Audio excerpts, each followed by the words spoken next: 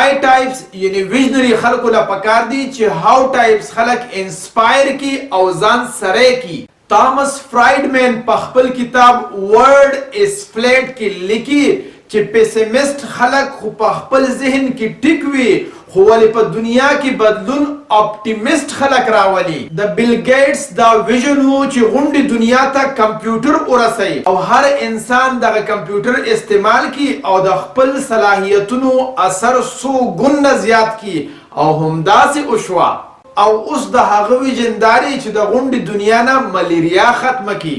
او همدغه شانتي رائټ برادرانو په 1903 کې دا ویژن جوړ کړو چې انسان ته په هوا کې سفر داسې آسان شي لکه څنګه چې په روډ باندې دی په بس کې سفر کوي او همداسې وشوه. د دې مطلب دا دی چې ویژنری او وای ټایپ خلکو له الله رب العزت دا صلاحیت ورکړی دی چې هغوی نه صرف په انډسټري کې ریولوشن راوستی شي بلکې په غونډه دنیا کې هم ریولوشن راوستی شي. د خدای دپاره پښتنو سانونو پیژنئ ستاسو دپاره خو به ځان له پیغمبر نه راځي. بسم الله الرحمن الرحیم. وای ټایپس یعنی ویژنری خلکو له پکار دي چې هاو ټایپس خلک انسپایر کی او ځان سره کی. تامس فرایډمن په خپل کتاب ورډ از فلیټ کې لیکي چې پیسیمست خلک خو په خپل ذهن کې ټیک وي خو ولې په دنیا کې بدلون اپټیمست خلک راولي. د بیل ګیټس دا ویژن وو چې غونډې دنیا ته کمپیوټر ورسوي او هر انسان دغه کمپیوټر استعمال کی او د خپل صلاحیتونو اثر 100 ګونه زیات کی او همداسې وشوه. او اوس د هغه ویژنداري چې د غونډې دنیا نه ملیریا ختمه کی. او همدغه شانتي رائټ برادرانو په 1903 کې دا ویژن جوړ کړو چې انسان ته په هوا کې سفر داسې آسان شي لکه څنګه چې په روډ باندې دی په بس کې سفر کوي او همداسې وشوه.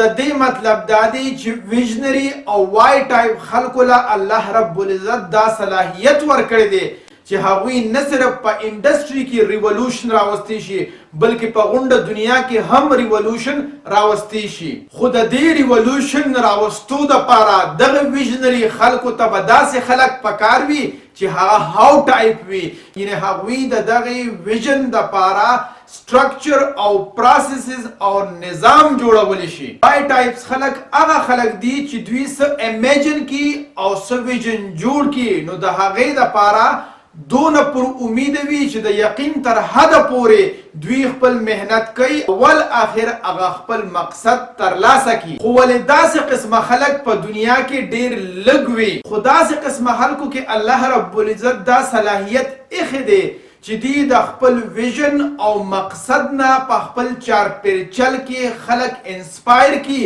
او داسې خلک ځان سره رایوځای کی څوک چې هاو ټایپس وي یعنی نظام جوړولی شي او بیا دغه هاو ټایپس خلک دوی له نظام سیستم او پروسس جوړ کی او د دې د ویژن ته عملی جامه ورواغوندوي. نو قصه مختصر ده چې وای ټایپس یعنی ویژنری خلک په دنیا کې ډیر کم وي او هاو ټایپس خلک په دنیا کې ډیر زیات وي. خو فرق په دې دواړو کې دا دی چې وای ټایپس خلک هغه څه ویني کم څه چې عام خلکو ته په نظر نه راځي لکه فیوچر یعنی مستقبل دپاره پلانینګ کول.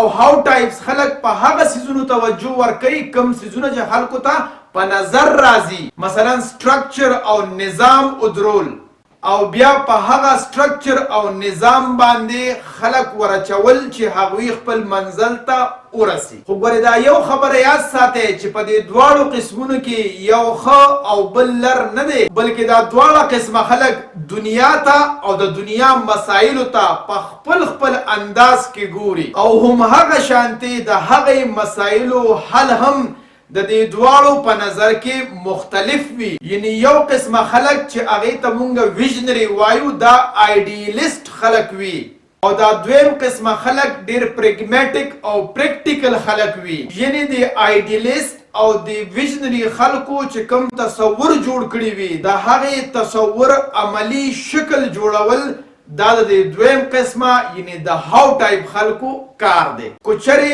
ویژنری خلکو سره د هاو ټایپ خلک ملو نشو نو دغه ویژنری خلک چې څونه هم کریزمټیک پرسنالټي لري او څونه هم با اثره شخصیت ولې نه وي دوی خپل منزل ته په اسانۍ سره نشي رسیدي. او همدغه شانتي د هاو ټایپ خلک د ویژنری خلکو نه انسپایر شي او هغوی له داسې سیستم او نظام ورکی چې نه صرف هغه لیډر بلکې د هغه فالوورز د هغوی منزل ته ورسوي. نو موږ په اسانو ټکو کې داسې ویلی شو چې د ویژنري خلک بغیر د هاو ټایپ خلکو نه نیمګړي وي. لکه د مثال په توګه بیل ګیټس کو مونږ واخلو نو یو ویژنري کسو، رایټ برادران، سټیو جاب، مارټن لوتر کینګ وغیره وغیره. خو ولې دوی خپل ویژن ځان له په ځان له اچیو کړی نه و بلکې دوی سره د دې یاران، دوستان او همخیال خلک یو ځای شوي وو چې هغه هاو ټایپ خلک وو. نو هله د دوی ویژن د دوی په ژوند کې حاصل شو. سایمن سینک ویل چې دا یوه عامه تجربه ده چې په دنیا کې هاو ټایپ خلک چونکې زیات دي نو ځکه زیاتره خلک پریګمیټک دي او پریکټیکل دي. او همدغه وجه ده تر هغه وخته پورې زیاتر خلک په یو نظریه او په یو ویژن باندې اعتماد نه کوي تر څو پورې چې هغوی ته په نظر څه نه راځي. کله چې هم هغوی ته په نظر څه راشي او هغوی وګوري چې دا لیډر کم ویژن پیش کوي او کم سوچ لري د دې په عملی زندګۍ کې هم زموږ اثر شته دی نو بیا دغه عام خلک هم د هغه پیروکار او فالوورز جوړ شي. سایمن سینک وایي چې هاو ټایپ خلک خو $1,000,000 بزنس رن کولی شي خو د $1,000,000 بزنس یا د انډسټري ریولوشن یا دنیا کې ریولوشن هغوی ځان له په ځان له نشي راوستی تر څو پورې چې هغوی د وای ټایپس یعنی د ویژنري خلکو نه انسپایرډ نه وي. او بعضې بزنسمین دا دعوه کوي چې مونږ وای ټایپ یو حالانکه هغوی هاو ټایپ وي. خو که چېرې تاسو د هغوی نه پوښتنه وکړئ چې ستاسو ولې بزنس رن کوئ نو د اکثرو خلکو پکې دا جواب وي چې مونږ غواړو چې زمونږه پروډکټس په دنیا کې په اول نمبر راشي یا زمونږه کمپنی د ټولو نه په ټاپ رینکینګ کې راشي. نو دا خبره د دې دلیل او ثبوت دی دا هاو ټایپ خلک دی یعنی دی سټرکچر او نظام جوړولی شي او دی په وټ باندې بلیف ساتي په وای باندې او په پرپس باندې بلیف نه ساتي. او همدا وجه ده چې بعضې بزنسمین نه صرف په معاشره کې بلکې په خپل کمپنی او اداره کې هم ریولوشن نشي راوستی. که چېرې تاسو غواړئ چې ستاسو کمپنی او اداره نه صرف ستاسو په معاشره کې امپیکټ کریټ کړي بلکې په غونډه دنیا کې یو خپل اثر پرېږدي نو د هغې لپاره دا ضروري ده چې تاسو په خپله هم یو ویژن او یو پرپز وي او بیا د دې خپل ویژن او پرپز نه په خپل چارپیري چل کې خلک انسپایر کې او هاو ټایپ خلک معلوم کې او هغه بیا ځان سره هایر کې او هغوی تاسو له داسې یو نظام جوړ کړي چې ستاسو اداره او ستاسو کمپنی نه صرف ستاسو معاشره کې بلکې په غونډه دنیا کې د امپیکټ کریټ کولو جوګه شي.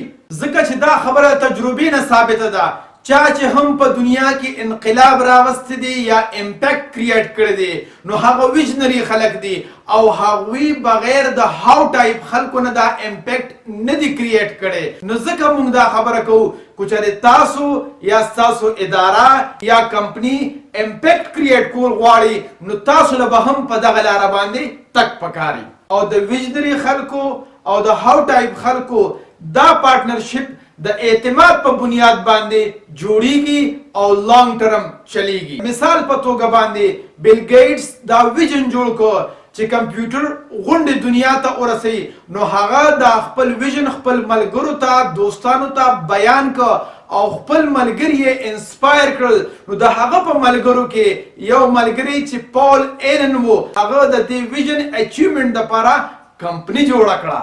او همدغه شان دی هر کلیهر فریډم آیډیالایز که نو د هغه ملګري رولینګ کینګ ساوث ویسټ ایرلاین جوړ که. د سټیو جاب دا ویژن وو چې د معاشرې نه سټیټس کو ختمه کړي نو د هغه د کلاس ملګري سټیو وازنایک چې یو انجینیر و اپل کمپنی جوړه کړه. یعنی سټیو جاب سره ویژن وو او سټیو وازنایک سره مټیریل او ریسورسز وو او د دې ویژن په پارټنرشپ باندې یو ګریټ کمپنی په وجود کې راغله. او د پارټنرشپ دا تعلق په ادارو او په کمپنو کې مونږ ته د ویژن او د میشن د سټیټمنټ په تور باندې په نظر راځي. یعنی ویژن سټیټمنټ همیشه تور باندې د یو فاونډر د ویژن ترجمانی کوي چې هغه دا کمپنی او اداره د کوم مقصد دپاره جوړه کړې ده او میشن سټیټمنټ د دغه ویژن د اچیومنټ دپاره ګایډ لاینز او پرنسپلز ورخایي. د څه په ذریعې سره به دغه فاونډر د خپله اداره او کمپنی خپل منزل ته رسوي. او کله چې دا پارټنرشپ بالکل واضحه وي نو بیا وای ټایپ خلک د هاو ټایپ خلکو سره د لانګ ټرم دپاره ډیر په سهولت سره ځي. او بیا د دواړو قسمه خلکو ته په ادارو او کمپنو کې د یو بل خپې راښکلو ضرورت نه پیښیږي بلکې د یو بل ملاتړ جوړیږي او د خپله اداره او کمپنی خپل منزل ته رسوي او په وړو وړو څیزونو کې اختلاف نه پیدا کیږي بلکې زه داسې ویلی شم چې د اختلاف چانسز نه وي. او سایمن سینک د دې مثال داسې بیان کړی دی چې په ساوث ویسٹ ایرلاین کمپنی کې په ډیر وخته پورې کمپلینټ ډپارټمنټ د سره نو موجود. یعنی کمپلینټ براتنه نه به د امپلای او د امپلایز په منځ کې څه شکایت وو او نه به د کلاینټ او د امپلای په منځ کې څه شکایت راته.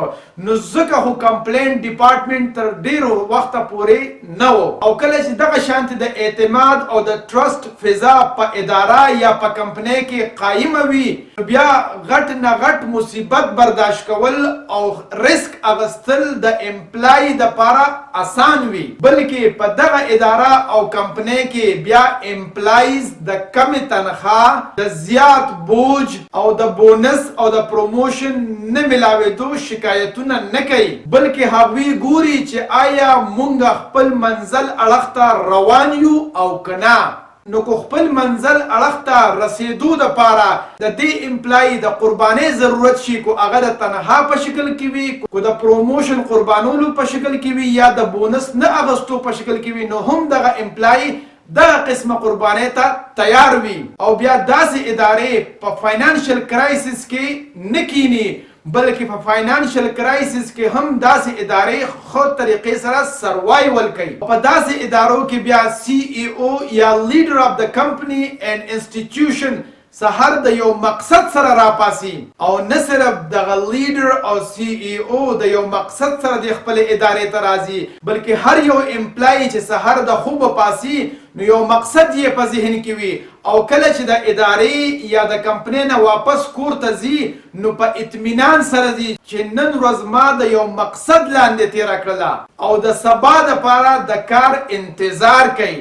دا نه چې د اتوار یا د چوټې په ورځ دا محسوسوي چې سبا له به لا بیا کار ته ځو. اوس دلته سوال دا پیدا کیږي چې د وای ټایپ یعنی ویژنري خلکو ته به هاو ټایپ خلک کوم ځای ملاویږي. د دې سوال اسان جواب داري چې دوی د په خپل تیر شوي وخت او په خپل چار پیرچل باندې نظر واچي نو دوی ته به ضرور څه نه څه په نظر راشي. یا به دا هاو ټایپ خلک د دوی په خاندان کې موجود وي یا به د ده په فرند سرکل کې موجود وي او کو دغه دوو ځایونو کې نه وي موجود نو بیا به دوی خپل ویژن په عمومي توګه باندې خلکو ته بیان کړي نو معاشرې نه به داسې خلک دې اړخ ته راشي چې د هغې به هم دغه ویژن وي کوم چې د دې لیډر ویژن دی او هغوی به په کمه تنخوا باندې زیات مشقت دپاره د دغې ویژن اچیومنټ دپاره بالکل تیار وي. او دا څه نوې خبره نه ده.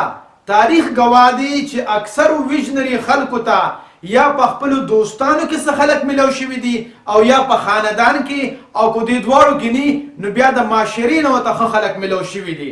لکه د مثال په توګه والټ ډیزني او رای ډیزني دواړه وروڼه وو. بیل ګیټس او پال ایلن دواړه په های سکول کې کلاس فیلو وو. هرب کلهر او رولینګ کینګ دواړه زاړه مرګري وو. مارټن لوتر کینګ جونیئر او رالټ ایبرناتي دواړه د سیول رائټس موومېنټ نه مخکې په برمنګم کې پادریان وو. سټیو جاب او سټیو وازنایک دواړه په های سکول کې کلاس فیلو او دغه شانتي یو اوږد لیست مونږ ته په تاریخ کې ملاویږي. تاسو د کتلو یو جهان مننه.